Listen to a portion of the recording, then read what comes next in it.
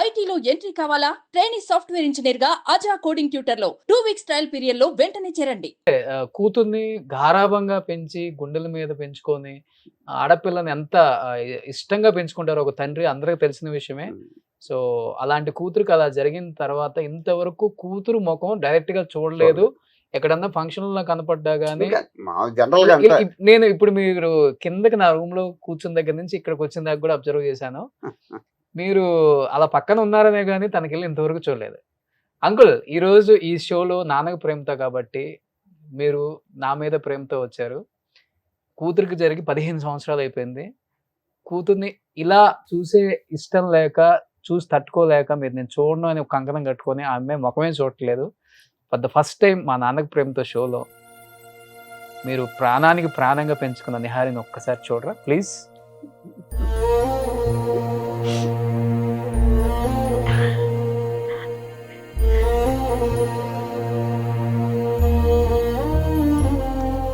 ఇదే దీని మూలకనే నేను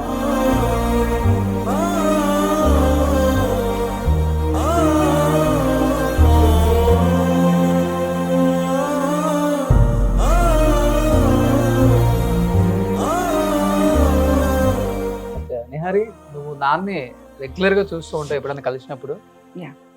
చాలా సార్లు ఫీల్ అయి ఉంటావు కదా, నాన్న కళ్ళల్లో కళ్ళు పెట్టి నన్ను చూడట్లేదు అని. ఎన్నిసార్లు బాధపడి ఉంటావు? 100%. ఆ? నేను ఆడపిల్లని, నేను ఒక కూతుర్ని. నాకు బాధ వచ్చినప్పుడు మా నాన్న దగ్గరకు తీసుకోవాలి, కళ్ళంట నీళ్లు తుడవాలి, నేనున్నానన్న ధైర్యం చెప్పాలి అని ఎప్పుడూ అనుకుంటాను. కానీ నేను వాళ్ళని తప్పు పట్టను. అల్లారు ముద్దుగా పెంచుకున్న కూతురు ఇలా అయిపోయింది అంటే అది ఎవరూ డైజెస్ట్ చేసుకోలేరు. సో వాళ్ళు అదే సిచ్యువేషన్లో ఉన్నారనుకుంటా. సో ఏదున్నా నాలో నేను బాధపడతాను తప్ప, ఏదైనా కోపం వస్తే ఒక మాట మాట్లాడతాను తప్ప నేను వాళ్ళని ఎప్పుడు ఇబ్బంది పెట్టాను. ఈరోజుకి అనుకుంటాను అలా నా భుజం మీద చెయ్యేసి నేను ఉన్నానని ఒక్క ధైర్యం, ఒక్క మాట చెప్తే బాగుంటుంది కదా అంటే ఈరోజు చెప్తారు నాన్న. కానీ ఆయన బ్లెస్సింగ్స్ ఎప్పుడూ ఉంటాయి. కానీ మా ఇద్దరికి ఆ ఫిజికల్ బాండింగ్ అన్నది ఉండదు అనమాట. అదొక్కటే జరిగిన దగ్గర నుంచి. ఇది జరిగినప్పటి నుంచి నాన్న ఎప్పుడు మిమ్మల్ని పట్టుకోలేదా? ఎప్పుడైనా నేనే అలా పట్టుకుంటా ఉంటే ఆయన కొంచెం ఇబ్బంది పడుతూ ఉంటారు. ఆయనకు ఒక ఎమోషనల్ గా ఆయన డిస్టర్బ్ అవుతూ ఉంటారు. అంటే ఈ 15 సంవత్సరాల నుంచి పాపకు ఒక్క హగ్గు కూడా ఇవ్వలేదు? అమెరికా వెళ్తుంటే ఎయిర్పోర్ట్ లో ఒకే ఒక్కసారి ఇచ్చారు. ఓకే ఒకసారి మిమ్మల్ని ఒక్కసారి అలా చూసి ఆయన మళ్ళీ వెంటనే తిప్పేసుకున్నారు. అంతే. ఆయన కంట్రోల్ చేసుకోలేకపోతున్నారు. జరిగి 15 సంవత్సరాలు అవుతుంది. అవును. కానీ ఇప్పటికీ నిన్నో మొన్నో జరిగినట్టుగానే ఆయన ఊహించుకున్నారు. అలానే ఆయన మాట్లాడుతున్నారు. ఆయన మాటలు చూస్తుంటేనే అర్థమవుతుంది. నిజంగా గ్రేట్ ఫాదర్ అంకుల్ మీరు. ఇన్ని సంవత్సరాల నుంచి ఒక ఆడబిడ్డని వెంట పెట్టుకొని కంటికి రెప్పలాగా చుట్టుపక్కల అందరినీ పెట్టి తను ఎప్పుడైనా కానీ ఒక స్థానానికి వస్తుందని చెప్పేసి గుర్తించి తనని ఇండిపెండెంట్గా వదిలేశారు చూడండి. గ్రేట్ అది. ఏం చెప్తావు దానికి నిహారి? ఏమో అంతే, ఆయన మీద ఆయనకున్న నమ్మకం. మేబీ ఆయనకి ఈ జీవితాన్ని ప్రసాదించిన వాళ్ళ నాన్నగారి పోలిక. మా తాతగారు ఫ్రీడమ్ ఫైటర్. నేను ఎన్నిసార్లు అయినా సరే నేను చాలా గర్వంగా చెప్పుకుంటాను మా తాతగారి గురించి. తాతగారు ఫ్రీడమ్ ఫైటర్. మేబీ నాన్నకి రాకపోయినా ఆ ఫైటింగ్ నేచర్ నాకు వచ్చింది అనుకుంటా నేను. అంతే. ఇంతగా ప్రేమించే తల్లిదండ్రులు దొరకటం చాలా కష్టం. చాలా కష్టం. బట్ ఎప్పుడైనా కానీ నువ్వు సూసైడ్ అటెంప్ట్ చేసేటప్పుడు ఒక్కసారి నాన్న మైండ్లో తెచ్చుకున్నావు? అసలుకే నీకున్న బాధలను తెచ్చుకొని నువ్వు అటెంప్ట్ చేసుకున్నావు, కానీ ఒక్కసారి నాన్న వచ్చి ఉంటే ఇలా ఉండేదానివి కాదు కదా అని నాన్న చాలా సార్లు అనుకునేవాడు. ఎప్పుడైనా అనుకున్నావు నిహారి? బేసికల్ గా అక్కడ మా మధ్యన కన్వర్సేషన్ జరుగుతుంది ఆ టైంలో. అంటే కిరోసిన్ పోసుకున్న తర్వాత మా మధ్యన ఆల్మోస్ట్ 1.5 hour కన్వర్సేషన్ జరిగింది. కానీ వాళ్ళు ఏంటంటే తల్లిదండ్రులుగా మాట్లాడుతున్నారు తప్ప నన్ను ఒక కూతురుగా అసలు తనకున్న ప్రాబ్లంకి వదిలేసే అబ్బాయిని అన్న ధైర్యం నాకు ఇవ్వట్లేదు. అమ్మ ఆడపిల్లవమ్మ, సొసైటీ ఏమనుకుంటుందమ్మా, కాంప్రమైజ్ అవ్వమ్మా, ఇవన్నీ కామన్ అమ్మా, మధ్యతరగతి కుటుంబం అన్నట్టు ఒక సొసైటీని దృష్టిలో పెట్టుకుని తల్లిదండ్రులుగా మాట్లాడారు. ఆ టైంలో నాకు ఆప్షన్స్ లేవు. సో అట్లాగే నా లైఫ్లో మా ఇద్దరి మధ్యన జరిగిన కొన్ని సంఘటనలు వాళ్ళకి నేను చెప్పలేను.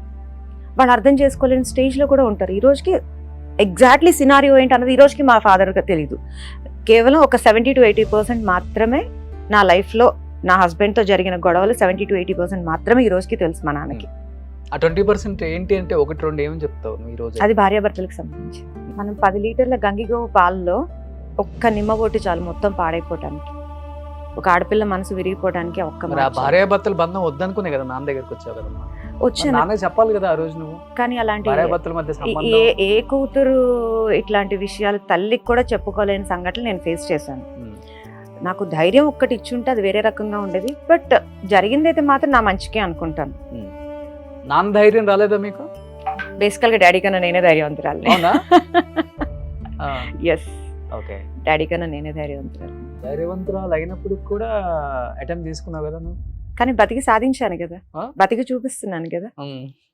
చచ్చిపోవడం ఎవరైనా చచ్చిపోతారు, దెబ్బ తగలటం ఎవరికైనా తగులుతుంది. కానీ ఆ దెబ్బ నుంచి లైఫ్ లెసన్ నేర్చుకుని మళ్ళీ బౌన్స్ బ్యాక్ అవడం it's highly impossible. I'm openly challenging to every one. Okay. But ఆ టైంలో ప్రెగ్నెంటా మీరు? ఓకే. అదొకటే రిగ్రెట్ నా లైఫ్ లో నాకు. ఎన్నో మంత్ అప్పుడు? అప్పుడు థర్డ్ మంత్. అంటే 50% 55%, 3rd to 4th degree burns. Okay. Only upper body. Only upper part of my body. Okay. ఇంట్లో చేశారంట? మా ఇంట్లో. ఇంట్లోనే?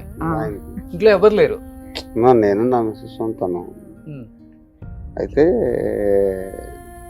సరే ఇంకా ఇవన్నీ చెప్పుకోలేములేండి.